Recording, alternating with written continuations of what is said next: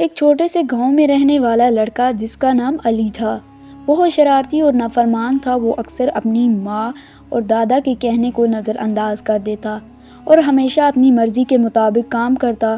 گاؤں کے لوگ اکثر کہتے، علی کے دل میں عقل تو ہے مگر سنت اور ادب کی کمی ہے۔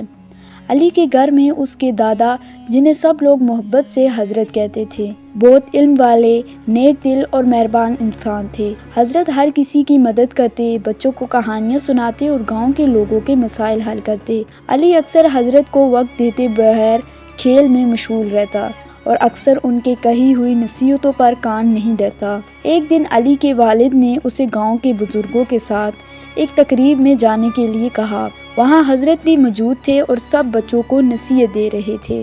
حضرت نے سب کو بتایا، بیٹو، علم اور ادب صرف کتابوں سے نہیں آتا بلکہ بزرگوں کی بات سن کر، ان کا ادب کر کے اور ان کے تجربات سے سیکھ کر ہم زندگی میں کامیاب ہوتے ہیں۔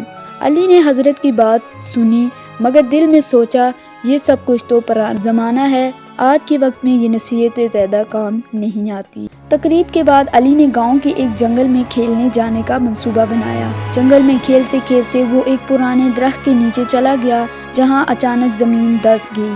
علی کا پاؤں پھنس گیا اور وہ زمین میں گرنے لگا۔ وہ زور زور سے چیخ رہا تھا مگر کوئی قریب نہ تھا۔ اتنے میں حضرت نے جنگل کے قریب سے گزرتے ہوئے علی کی آواز سنی۔ حضرت فوراً وہاں پہنچے اور علی کو اپنی ہمت اور مہارت سے بچا لیا۔ علی کے دل میں ایک عجیب سا خوف اور شرمندگی پیدا ہوئی۔ وہ سوچ رہا تھا کہ اگر حضرت نہ ہوتے تو آج میری جان خطرے میں ہوتی۔ اس دن کے بعد علی نے حضرت کی باتوں پر غور کیا۔ اسے احساس ہوا کہ حضرت کی نصیحتیں اور ان کی موجودگی انسان کی زندگی میں کتنی اہم ہے۔ اس نے دل ہی دل میں فیصلہ کیا کہ اب وہ حضرت کی عزت اور احترام کرے گا اور ان کے کہے ہوئے اصولوں پر عمل کرے گا۔ علی نے دن بہ دن حضرت کے ساتھ وقت گزارنا شروع کیا۔ وہ حضرت کے کہے ہوئے سبق سننے لگا اور ان کی مدد کرنے لگا اور گاؤں کے لوگوں کے مسائل حل کرنے میں ہاتھ بٹانے لگا۔ حضرت نے بھی علی کی محنت اور نیک نیتی دیکھ کر اسے حوصلہ دیا اور کہا، بیٹا، جو شخص اپنے بزرگوں کی عزت کرتا ہے وہ ہر مشکل سے بچا رہتا ہے اور کامیاب ہوتا ہے۔ علی کی زندگی میں ایک اور واقعہ پیش آیا۔ ایک دن گاؤں میں قحط آیا اور کھانے پینے کی چیزیں کم پڑ گئی۔ لوگ پریشان تھے اور کچھ اپنی خود غرضی میں دوسروں کے حق پر ڈاکہ ڈالنے لگے۔ علی نے حضرت کی نصیحتیں یاد کی اور سب کے ساتھ مل کر گاؤں کے لوگوں کے لیے کھانے پینے کا انتظام کیا۔ انہوں نے سب کے ساتھ خوراک منصفانہ تقسیم کی اور گاؤں کے بچوں کو تعلیم اور کھیل کی چیزیں بھی مہیا کی۔ گاؤں کے لوگ علی کی تعریف کرنے لگے اور کہتے، یہ علی پہلے جیسا نہیں رہا، اب وہ ہماری بزرگوں کی قدر جان گیا ہے۔